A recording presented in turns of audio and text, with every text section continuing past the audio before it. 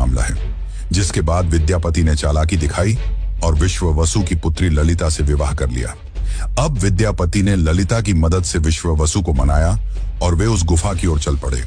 जैसे ही विद्यापति ने उस नील माधव की मूर्ति को देखा, वे उसकी ऊर्जा से काफी ज्यादा प्रभावित हुए और उन्होंने तुरंत ही यह बात राजा इंद्रद्युम्न को बताई।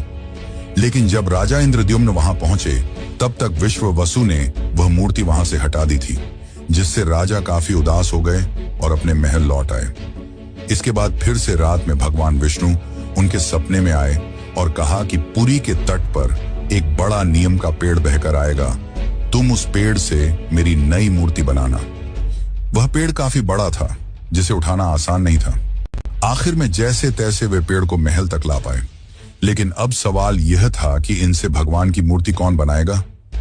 बहुत से कारीगरों ने इस पेड़ से मूर्ति बनाने की कोशिश की, लेकिन सब असफल रहे। उन्होंने कहा कि पेड़ इतना ज्यादा मजबूत है कि हमारे छेनी हथौड़ी का उस पर कोई असर नहीं हो रहा। ये सुनकर राजा काफी परेशान हो गए। तभी एक दिन भगवान विश्वकर्मा एक बूढ़े साधु के रूप में वहां पधारे और उन्होंने कहा कि वे ये मूर्ति 21 दिनों में बनाकर देंगे। राजा काफी प्रसन्न हुए, पर उस बूढ़े आदमी ने एक शर्त रखी। उसने कहा कि मैं एक कमरे में बंद रहकर 21 दिनों में यह मूर्ति बनाऊंगा और तब तक कोई भी इस कमरे का न तो दरवाजा खोलेगा और न ही कोई अंदर आएगा।